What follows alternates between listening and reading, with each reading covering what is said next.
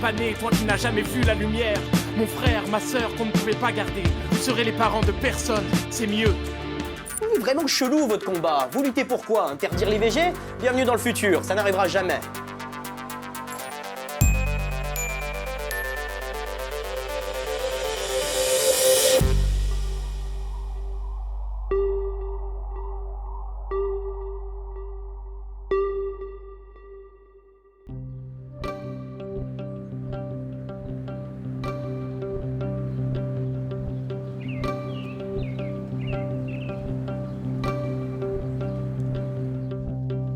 Elle l'avait compris dans sa chair. Au début de l'automne 2016, un test confirme son pressentiment. Ariane a un compagnon, un travail à plein temps, mais à 26 ans, devenir mère, ce n'est pas le moment. Alors pour se renseigner, Ariane va lancer une recherche sur Internet.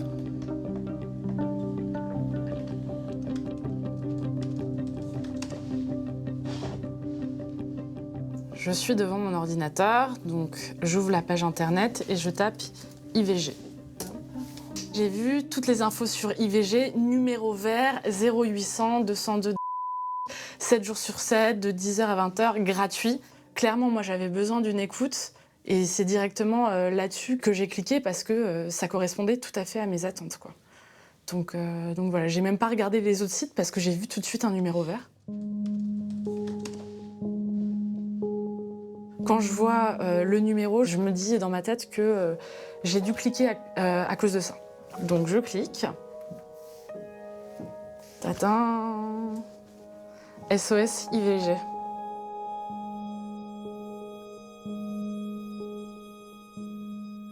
Comment ça s'est passé cet appel? Moi, je voulais pas d'empathie. C'était pas du tout ce que je voulais. Je voulais juste qu'on me donne les clés pour avorter. Calmez-vous un peu, dites-moi qu'est-ce qui vous arrive. Donc je lui explique que je suis enceinte, que j'aimerais avoir toutes les techniques pour avorter, voilà. Et elle commence à me poser des questions sur mon intimité, ma vie privée. Voilà, et elle a commencé à m'expliquer que avoir un bébé à cet âge-là et avec une situation professionnelle comme la mienne pouvait me permettre de garder mon enfant. Et que c'était pas un mal que d'avoir un enfant à mon âge, que c'était pas choquant, que de vivre dans un studio avec un bébé, c'était totalement faisable. Et je me rappelle lui avoir dit « mais c'est pas ce que je veux ». Au fur et à mesure de la conversation, Ariane comprend. À l'autre bout du fil, son interlocutrice ne lui donnera aucune information sur l'avortement.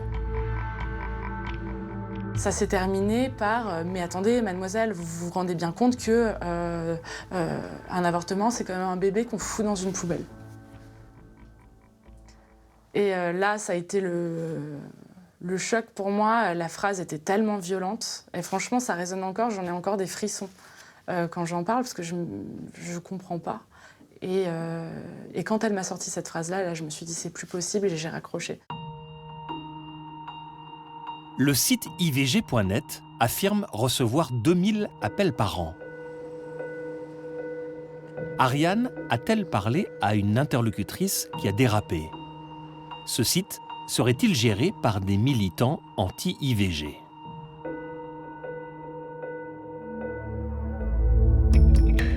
Deux jeunes femmes de notre équipe, Honorine et Solène, vont appeler le numéro vert. Elles se mettent dans la peau de jeunes femmes qui souhaitent avorter. Solène explique être enceinte. Elle hésite à poursuivre sa grossesse. Oui, allô? Oui, bonjour, je suis bien à SOS IVG. Oui. Alors, dites-moi. Écoutez, je vous appelais, en fait, je viens d'apprendre, il y a quelques jours que je suis enceinte. Oui. Je suis un peu perdue. C'est vrai que moi, je m'étais jamais imaginé avorter. Enfin, c'est pas quelque chose que j'envisageais. rarement envie, hein. Voilà. Ouais, moi, vous avez raison. Et d'un autre côté, je sais pas du tout comment ça se passe. Enfin, ça me fait un peu peur, quoi. Je suis étudiante, mais j'ai un petit boulot à côté. Je travaille, mais c'est vraiment pas suffisant pour faire vivre une famille, quoi. En France, il existe des allocations donc à partir du moment où on est enceinte, et en particulier ce qui s'appelle le RSA. Normalement, on y a droit seulement à partir de 25 ans, sauf dans le cas où on est enceinte. Un enfant ne coûte pas cher quand il est petit, c'est plutôt en grandissant. Donc, voilà, donc vous avez quelques années devant vous. Il y a une phrase qui est toute bête, qui est on ne regrette jamais d'avoir un enfant. Nous allons faire écouter cette conversation à des conseillères du planning familial. Depuis 1956, l'association indépendante défend le droit à l'avortement et conseille les femmes gratuitement.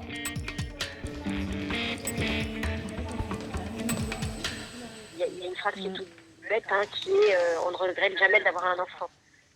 Là, c'est tellement grotesque que...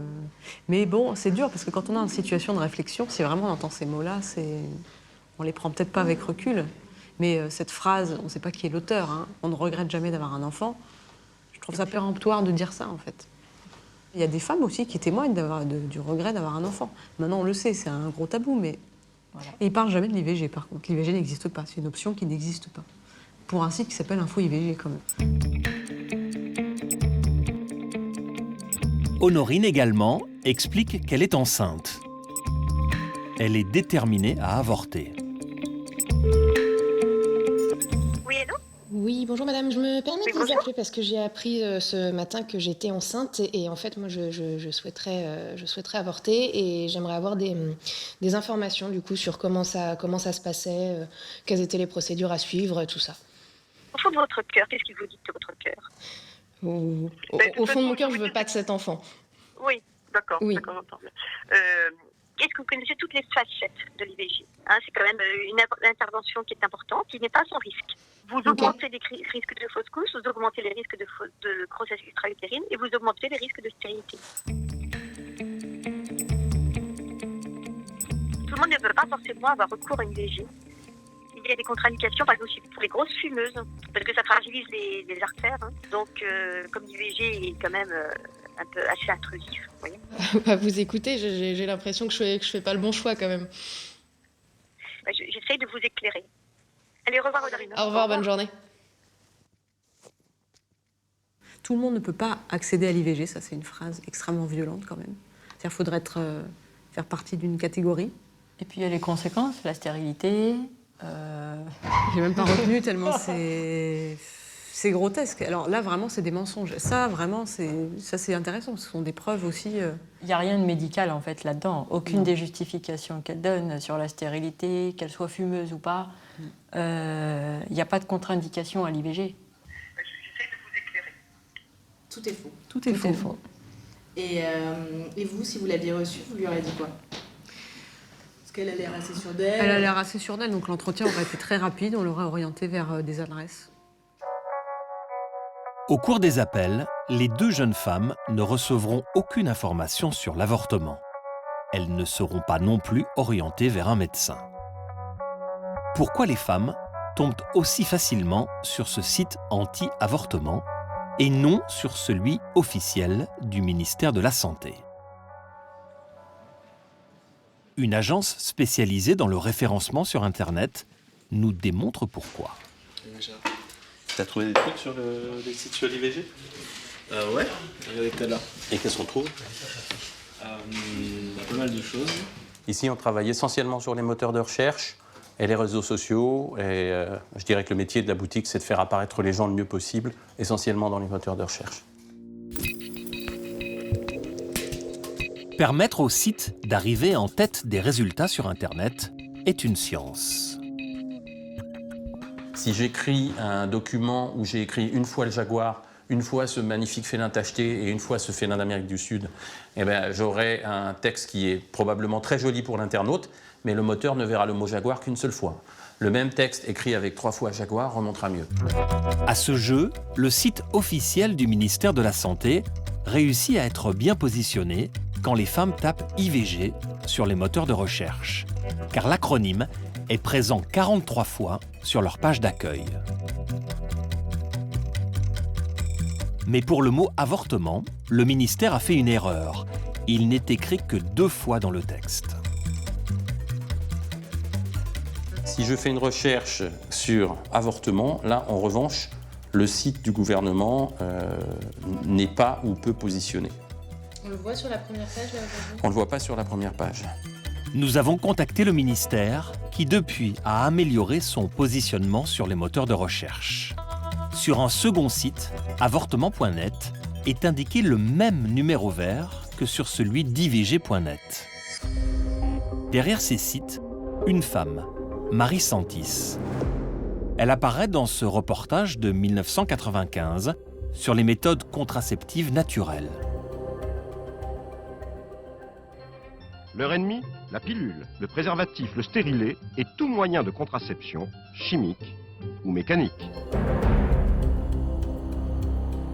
Mariée, mère de 7 enfants, Marie Santis parle d'une contraception naturelle encouragée par le Vatican.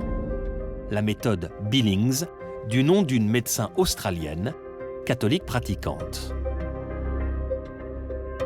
En France, Marie Santis a fait la promotion de cette méthode dans les années 80, en fondant le centre Billings France avec son mari. Et ici, que voyons-nous? La glaire cervicale. Qu'est-ce que la glaire cervicale? La glaire cervicale est produite par le col de l'utérus. La femme ressent la sensation d'humidité qui symbolise cette glaire cervicale et recueille cette glaire au niveau de la vulve. Donc le couple, s'il désire éviter une grossesse, il doit s'abstenir de tout rapport sexuel pendant cette période. Marie Santis, catholique pratiquante, peut-elle fournir sur Internet des informations objectives sur l'avortement? Nous aurions bien voulu la rencontrer, mais elle a refusé nos nombreuses demandes d'entretien.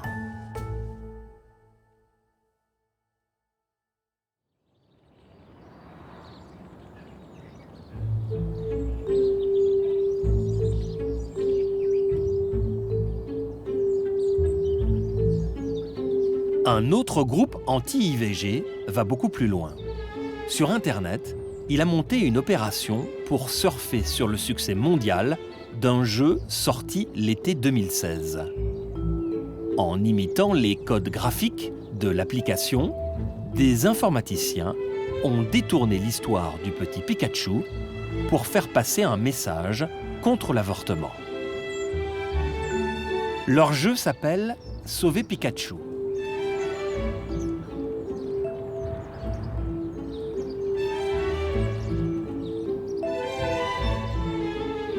Pikachu tombe amoureuse. Quelque temps plus tard, elle attend un Pichou. Tous les personnages lui conseillent de ne pas le garder. Un personnage lui dit même « Ce n'est qu'un amas de cellules, on s'en fout de ton œuf ».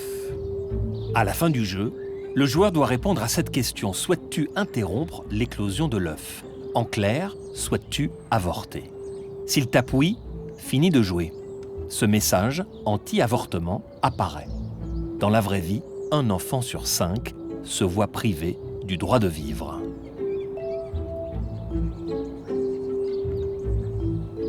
Qui a eu l'idée de détourner ce jeu?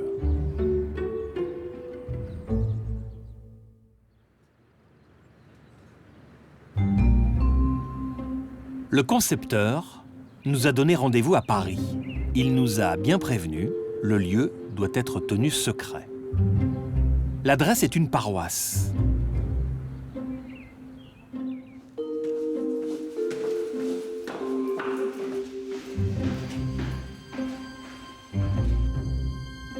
Pikachu, c'est lui, Émile Duport, jeune PDG d'une agence de communication.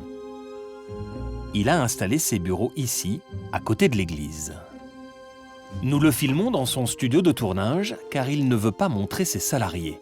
Ceux-là même qui, en jouant au jeu japonais, lui ont donné l'idée de s'en inspirer. Déjà, j'avais tous mes geeks dans mon agence qui jouaient à ça. qui était tout le temps fourré dessus. J'ai dit, mais en fait, il faut faire un truc comme ça, quoi. Faut surfer là-dessus. Et donc, du coup, on a créé une sorte de script où on mettait en scène une femelle Pikachu qui tombait enceinte. Et donc, on voulait tout simplement montrer que, avoir un enfant quand on est jeune ne va pas de soi aujourd'hui en France. Et qu'on vous met plutôt des bâtons dans les roues, on vous encourage pas trop, en fait, à garder un enfant si vous êtes jeune. Voilà. Proche des milieux conservateurs, notamment du mouvement La Manif pour tous, Émile Duport est un farouche opposant à l'avortement.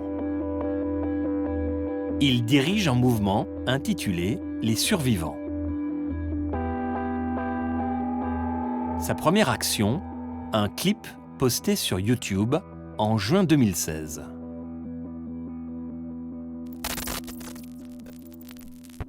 C'est quoi l'histoire? J'aurais voulu te dire, tu te rappelles? La joie dans nos veines, les feux de forêt, les tambours sourds dans nos tempes. Ah non, tu te rappelles pas? La vie qui passait, décollage immédiat. J'aurais pu te dire cet été-ci quand nous étions super vivants. Un slam entraînant, une esthétique élégante en noir et blanc, un clip presque poétique. La mélancolie des dimanches soirs février pluvieux. Ah mais non, tu savais pas, tu pouvais pas savoir. Mais c'est quoi l'histoire? Seulement derrière ces paroles nébuleuses, il est question d'enfants avortés qui n'ont jamais vu le jour. Est-ce que t'es là? Je sais pas, on n'a pas besoin de toi. Objectif, séduire de jeunes gens pour qui militer contre l'avortement, c'est cool. Quand on parle d'un sujet aussi douloureux que l'avortement, il faut y aller aussi avec la pommade et pas qu'avec le bâton. Et je pense que là, c'est vraiment la musique, c'est peut-être une manière la plus intéressante d'exprimer quelque chose sans trop agresser les gens. Le clip a été réalisé avec de faibles moyens. Émile Duport a écrit les paroles, la musique et a fait slammer un copain. Quant aux images... On les a tournées à Paris. Ça, par exemple, c'est sur le Panthéon. Ça aussi, Panthéon. Voilà, ça c'est un contre-jour qu'on a tourné. Ça, par exemple, c'est une banque d'images. Voilà, ce qu'on aimait, c'est qu'il y avait l'idée des entrailles, quoi, enfin de l'utérus, etc. Et puis quelqu'un qui joue. Ah bah totalement, ouais. En fait, l'idée, c'est une mise en abîme. En fait, c'est que finalement, il danse sur ce lieu qui est censé être un lieu de paix et qui va devenir un lieu de chute et un lieu d'oubli. Voilà, il tombe. T'existes pas encore, comme ce doigt coupé. Et puis donc voilà, là, on faisait vivre ce geste-là iconique, qui est l'idée simplement qu'on a une chance sur 5 d'y passer en France, puisqu'il y a 220 000 avortements pour 800 000 naissances. Émile Duport a inventé ce signe de ralliement. Sur 5 grossesses, une est interrompue.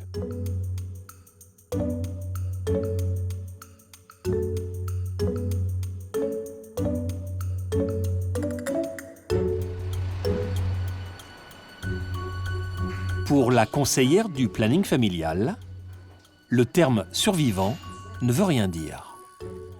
Vous serez les parents de personne, c'est mieux. On n'oubliera pas.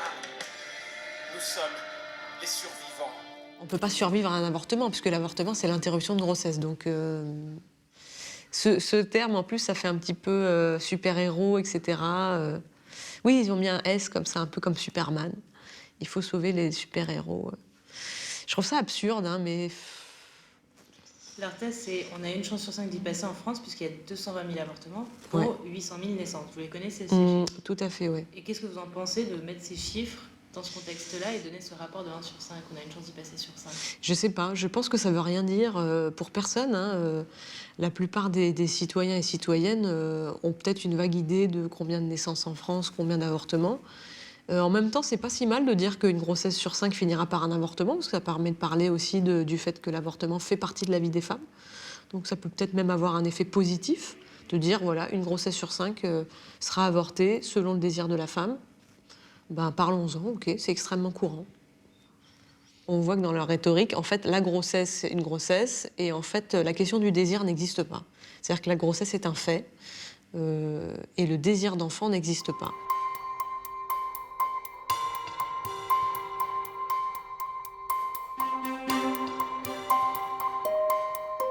Début 2017, les survivants ont organisé une nouvelle action avec ces affiches. Par exemple, un patron félicite son employé qui lui annonce sa grossesse. Mais dans sa tête, il pense « Vous venez de perdre votre emploi ». Une situation qui pousserait aujourd'hui les femmes à avorter.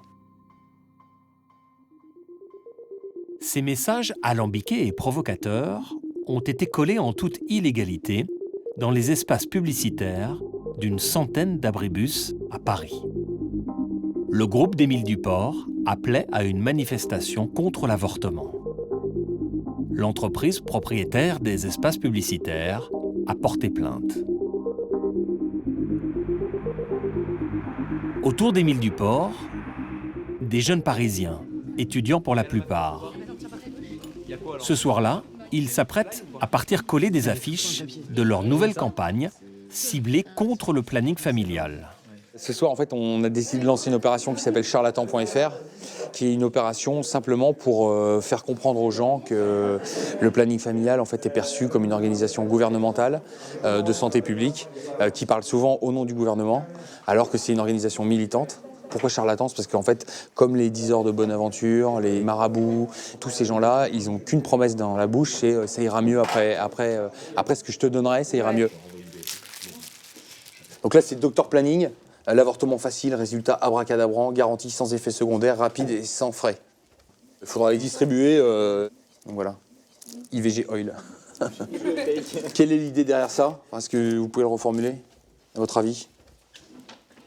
C'est bien de montrer un peu la façon dont on fait croire que l'IVG, il va pas y avoir de conséquences et que c'est un acte anodin. Ouais. Alors qu'en fait, il va y avoir au contraire des conséquences et qu'on a énormément de témoignages de femmes qui sont après marquées par l'acte qu'elles ont vécu.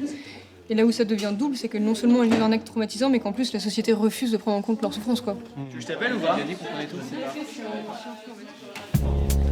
Mao a 20 ans. Elle milite depuis l'été 2016. Avec ses camarades, elle va coller ses affiches dans des lieux qui n'ont pas été choisis au hasard.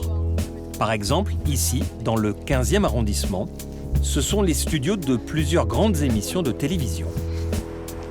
L'idée pour l'opération de ce soir, c'est de coller notre nouvelle campagne sur des lieux stratégiques dans Paris, donc à la fois des maisons de radio, des maisons de presse, ou des lieux symboliquement militants, mais pas forcément du même côté que le nôtre, notamment le planning familial, là où va la seconde équipe du coup.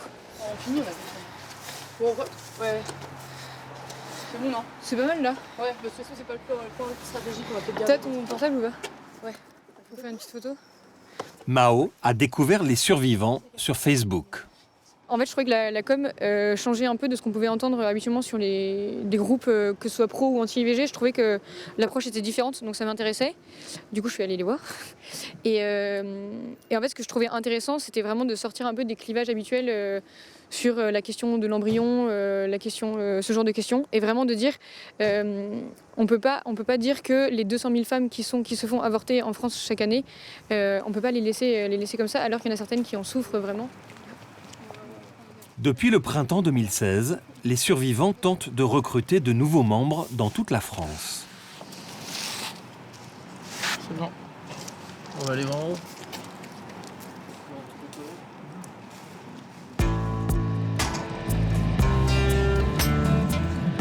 Quelques jours plus tard, nous partons avec Émile Duport à Lyon, où le communicant espère attirer de nouveaux militants.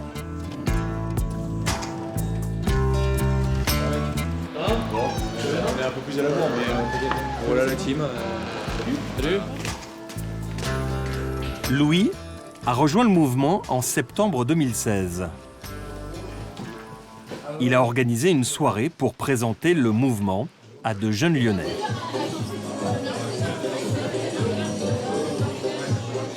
Louis a créé un événement Facebook. 40 jeunes ont répondu présents.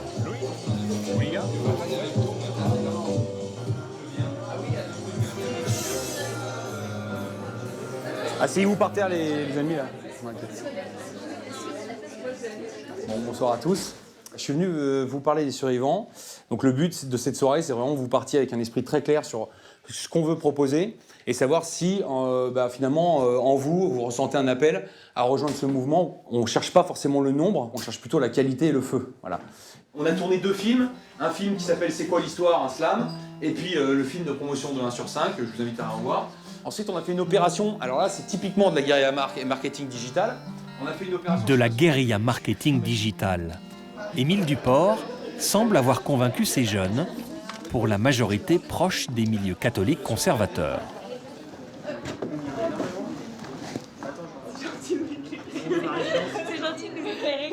Et du coup, vous allez joindre le mouvement? Ah oui, oui, sans hésitation, vous pouvez voir, j'ai tout ça dans mon sac.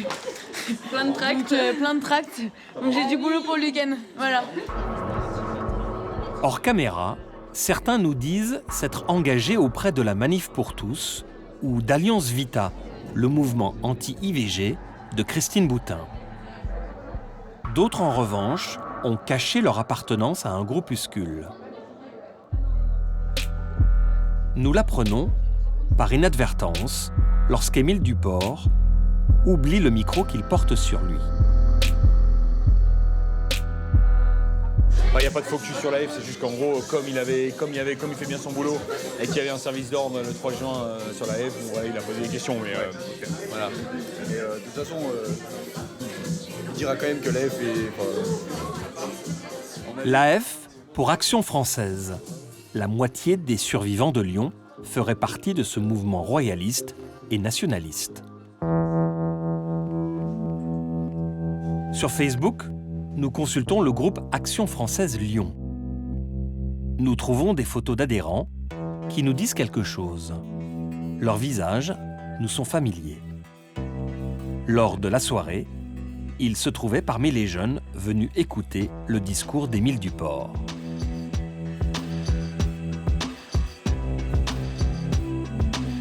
Sur ces photos, on les voit en train de distribuer le journal Action française 2000, un journal qui diffuse les idées de ce mouvement politique royaliste opposé à l'immigration, à l'Union européenne et au mariage pour tous.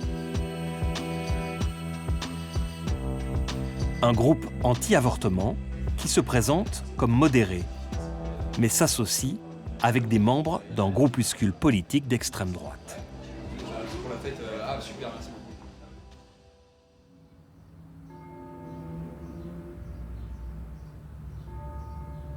Nous suivons le mouvement pour une dernière action dans les rues de Lyon.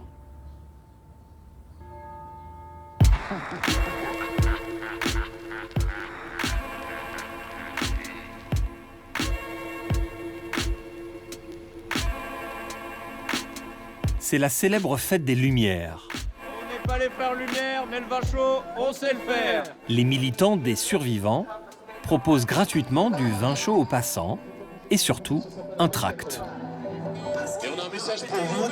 On est loin de l'époque de... N'hésitez pas à venir nous parler. Un tract offert, un vin chaud offert. Il faut les lire. Grand chauffeur avec les survivants ce soir. Grand chauffeur avec les survivants ce soir, juste derrière, madame. Vin chaud gratuit offert par les survivants, mesdames, messieurs. Les jeunes de l'Action française sont bien présents ce soir-là. Mesdames, messieurs, demandez le vin chaud gratuit ce soir, juste ici. Mesdames, messieurs, demandez Le mouvement des survivants a été créé en 1997. À l'époque, les militants manifestaient déjà contre le planning familial. Carton jaune pour le planning. Carton jaune pour le planning.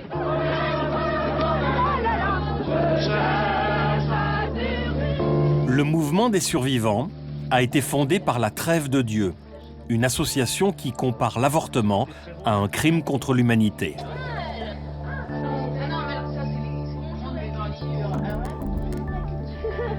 L'une des associations catholiques anti-avortement les plus radicales, l'association qui a créé le concept des survivants en 1997. Après quelques scissions internes, le mouvement s'est essoufflé au début des années 2000.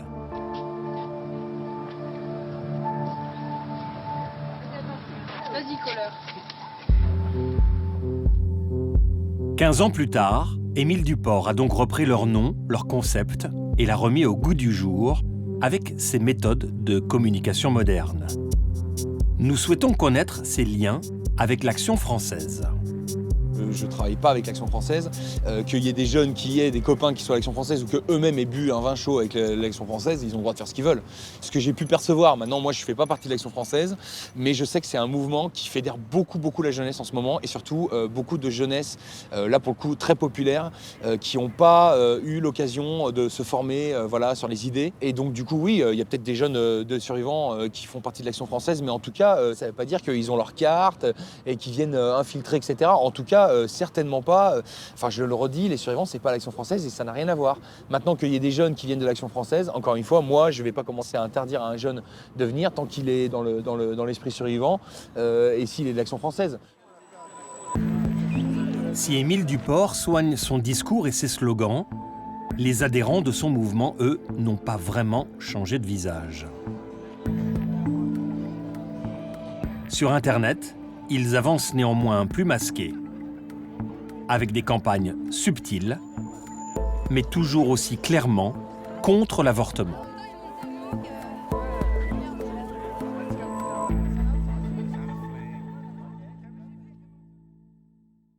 À la fin de l'année 2016, le groupe socialiste à l'Assemblée nationale a proposé une loi sur le délit d'entrave numérique à l'IVG. Laurence Rossignol, ministre des Familles, de l'Enfance et des Droits des Femmes.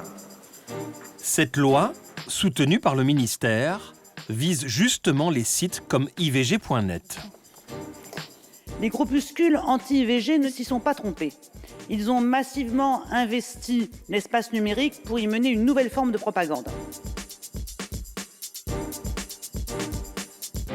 L'entrave sur Internet, elle consiste à délivrer des informations tronquées, erronées, des messages culpabilisateurs, des mises en scène qui vont essayer de traumatiser les femmes pour leur faire douter de leur légitimité à mettre en œuvre la décision qu'elles ont prise. Ça, ce n'est pas de l'information, ça c'est de la manipulation. Le but, c'est de supprimer de ces sites Internet les informations fausses et surtout de les supprimer de sites faussement informatifs. Voilà. La loi a été adoptée en février 2017. En attendant son application, des citoyens contre-attaquent sur Internet.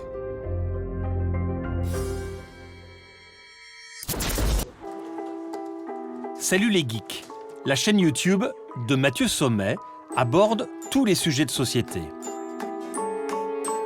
En juillet 2016, il poste cette vidéo « Avortement génocidaire ». Il se moque ouvertement des survivants. Ils ont eu de très bonnes notes en cours de communication. Ainsi, quand on retourne sur leur site, on peut voir qu'il est visuellement au top. Il y a un logo moderne, des vidéos, des petites émoticônes trop lol pour partager son feedback. Ben oui, Jeanne, fais clignoter ta viande. Qui sont derrière? La vidéo cumule plus d'1 400 000 vues, 47 fois plus que la vidéo d'Émile Duport. Des féministes ciblent aussi le site mobile Sauver Pikachu. Elles ont tout repris, sauf le texte, qui est devenu une ode au droit à l'avortement. Une youtubeuse, la Castor, a participé à la dernière campagne du planning familial. Elle cumule des dizaines de milliers de vues. Ceci est un gâteau. Ceci n'est pas un gâteau. Ici, préparation d'un gâteau tout choco. Mais j'interromps le procédé. Ce n'est donc toujours pas un gâteau. Tu commences à capter? Finalement, j'ai été jusqu'au bout de mon gâteau. Mais j'aurais pu avoir besoin de m'arrêter en cours de route. C'est mon droit. C'est mon four. Ces vidéos qui marchent donnent un sacré coup de jeune à ceux qui défendent le droit à l'avortement. Sarah, elle, a avorté durant l'été 2016. Elle a créé son blog pour raconter son histoire.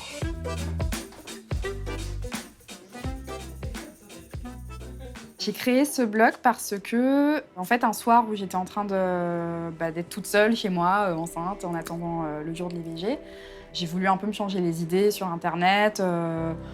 Et en fait, en surfant un petit peu, je suis tombée soit sur des témoignages très violents, traumatisants, etc., d'IVG, soit sur des témoignages donc, positifs. Mais par contre, je trouvais qu'il manquait une parole un petit peu légère, un petit peu rigolote. Et du coup, comme moi je dessine et que j'aime bien exprimer les choses par le dessin, je me suis vraiment dit, je vais créer un personnage et je vais vraiment construire le blog que moi j'aurais aimé trouver au moment où, à ce moment-là.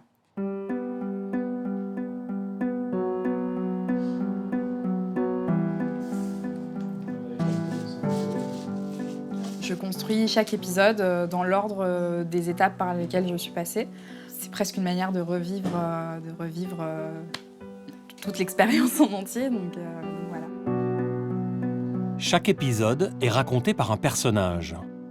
Chloé revit les moments clés de son IVG, la découverte de sa grossesse et son expérience avec les médecins.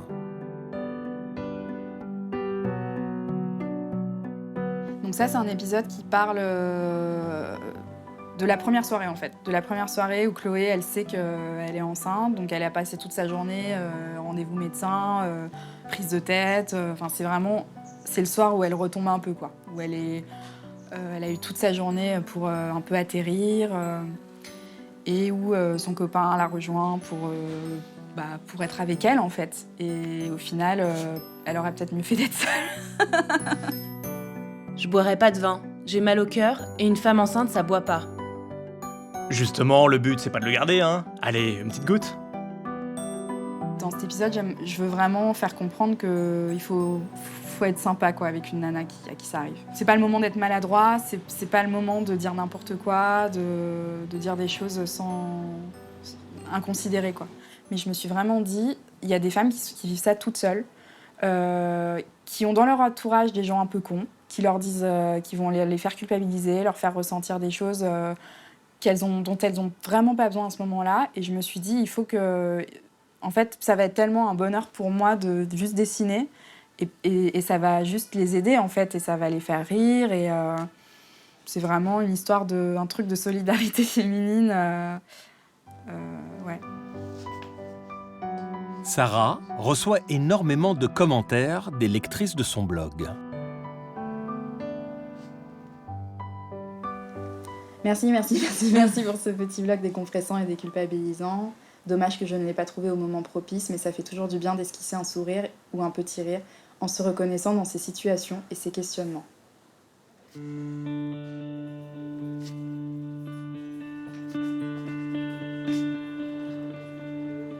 De nombreux citoyens comme Sarah défendent le droit à l'IVG sur Internet pour interpeller sur la fragilité de ce droit.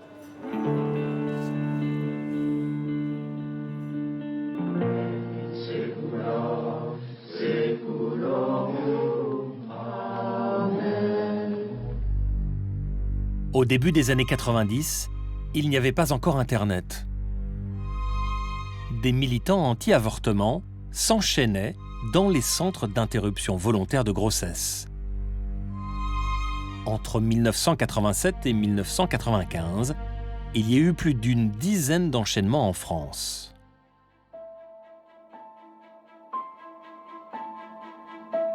Direction Tours, en pleine campagne.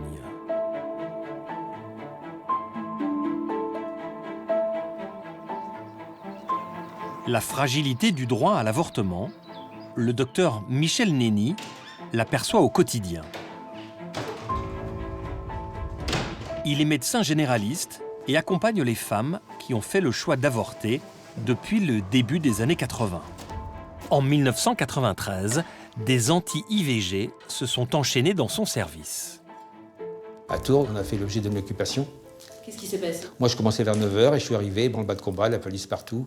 Et quand on rentre dans le bloc, il y avait 10 personnes enchaînées avec des gros antivols en une moto, là, par les pieds, par la tête. Enfin, c'est une grappe humaine qui récitait leur chapelet. Pourquoi, justement, pour vous, c'est important de faire des IVG? Très simplement, dans les années 60, une femme par jour mourait suite d'avortement clandestin. Hein. Ça, c'est une première cause médicale essentielle. S'il n'y avait que ça serait suffisant comme motif. Hein.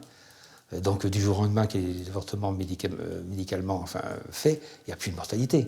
Donc ça suffit pour moi déjà. Que pense le docteur Nenni, lui qui a connu toutes les batailles des anti-IVG, de leur nouvelle stratégie sur Internet? Alors, ouais, c'est les survivants, ça, d'accord. Le coup, il doit couper, c'est terrible, ça.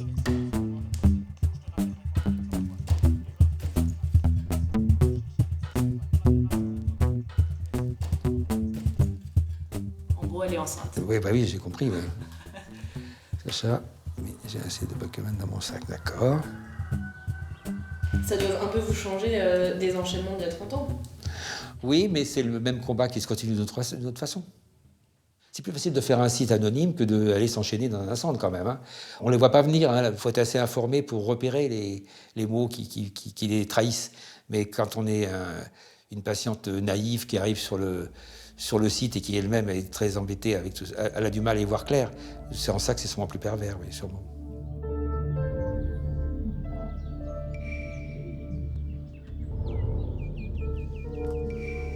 Vous pensez pas que ça peut influencer une femme Ah non, oh là là, non.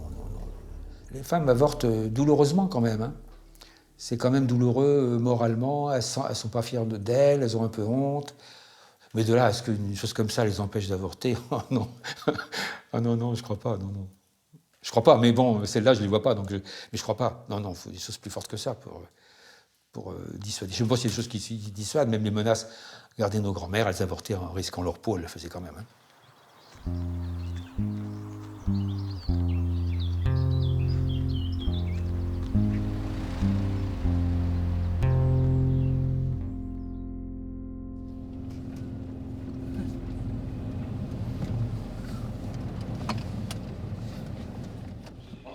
Ouais. Voilà le petit café. Le lendemain matin, aux aurores. Petite tasse. Voilà. Le docteur Nenni a pris sa retraite. Pourtant, 2 fois par semaine, il intervient au centre d'interruption volontaire de grossesse à l'hôpital d'Orléans, à 1h30 de route. Bon, on va y aller.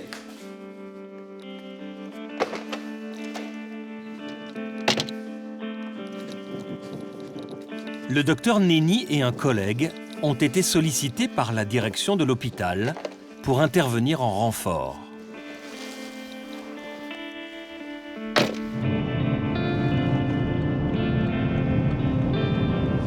Ils ont beaucoup de problèmes de recrutement. Donc ils nous ont fait un peu appeler au secours à Tours. Et puis moi, quand la retraite est arrivée, j'ai pensé que c'était une bonne façon de finir ma carrière en continuant à mi-temps une activité identique à celle que j'avais auparavant. La région centre est ce que l'on appelle un désert médical. Elle recense la plus faible densité de docteurs en France. 232 pour 100 000 habitants, début 2016. Les conséquences pour les femmes sont très concrètes. C'est les délais d'attente. Les délais d'attente pour pratiquer l'IVG. Quand on sait en plus qu'il y a des échéances, il y a des échéances au niveau de la méthode, il y a des échéances au niveau de la loi pour pratiquer l'IVG. Donc ça a un petit peu des conséquences là-dessus, qui est parfois que les femmes pourraient être prises en charge à Orléans et elles ne le sont pas parce que c'est trop limite par rapport au délai d'attente de rendez-vous. Pour l'instant, on arrive à les accueillir à peu près toutes, oui, pratiquement toutes on peut dire, mais c'est au prix d'une surcharge de travail parfois très très importante, quoi.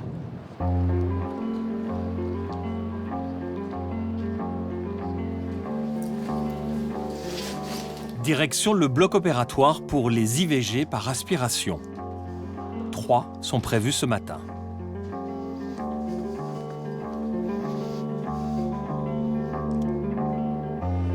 Les après-midi du docteur Nenni sont consacrés aux consultations. Bah si, vous voyez, par exemple, à 12h45, j'ai 2 consultations à la même heure. Donc ça va être compliqué. Donc forcément, ça va déborder. Ça arrive tout souvent? Oui. En 30 minutes, je vois une dame qui a fait une IVG, je le contrôle, ça c'est plutôt assez rapide. Et ensuite, une dame qui vient pour une demande d'IVG. Donc tout ça en 30 minutes, ça va être difficile.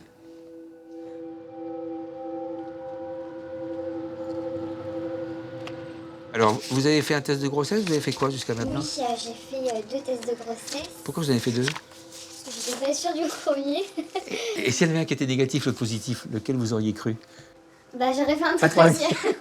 Non, donc du coup, les 2 étaient positifs. Ben oui. Vous savez, il n'y a pas de faux positif. Hein. Plusieurs examens sont nécessaires pour avorter et un seul rendez-vous n'est jamais suffisant. Alors, vous allez là-bas. On va voir combien de semaines. Normalement. D'accord. Ouais, ce que je craignais, on ne voit pas. C'est trop petit. Vous voyez, c'est tellement récent qu'on ne le voit pas comme ça. Donc, il faut qu'on fasse avec cet engin-là. Bon, j'espérais toujours, mais quand c'est moins de 4 semaines, on ne voit rien du tout. Donc, moi, je ne peux pas commencer l'IVG sans avoir un test qui nous dit à combien vous êtes, quoi. Donc, ce qu'on va faire, on va faire un test sanguin et vous venez mardi. À Orléans, 3 médecins réalisent des IVG médicamenteuses. 3 médecins pour un peu plus de 1100 IVG par an. Il y a l'exemple du protocole de prise en charge.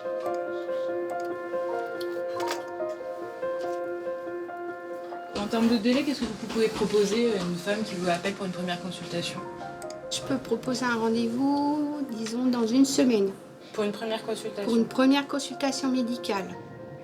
Après, c'est quand j'ai un des médecins qui est absent. Là, c'est vrai que dès qu'il y en a un qui est absent, c'est 15 jours de délai.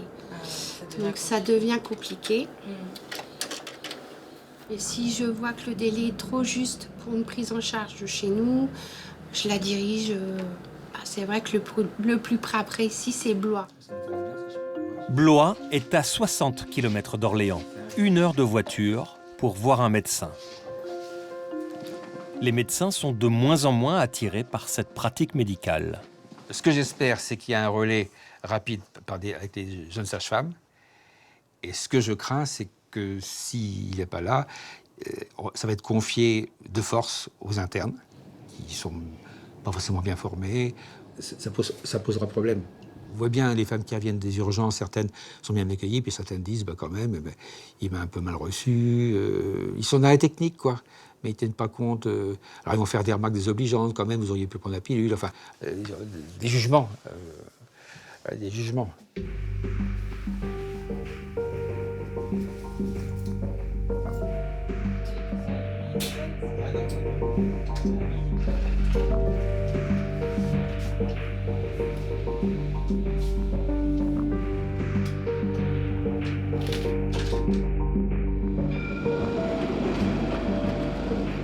En région centre, le manque de médecins a une incidence directe.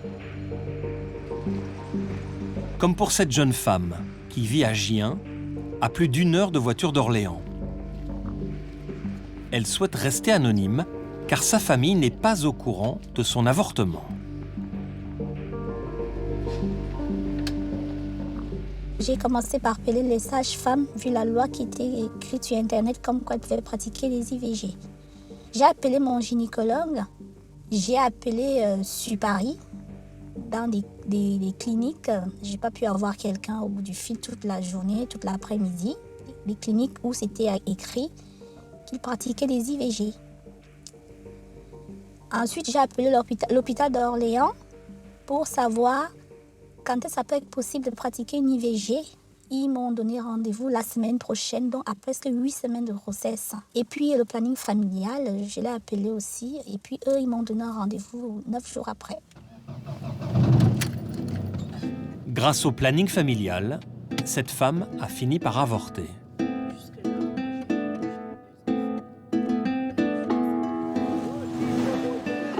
L'interruption volontaire de grossesse est en droit. En France, 33% des femmes ont avorté au moins 1 fois dans leur vie. 1 femme sur 3. Un acte courant qui reste pourtant un tabou. Les mouvements anti-avortement ont sûrement une part de responsabilité.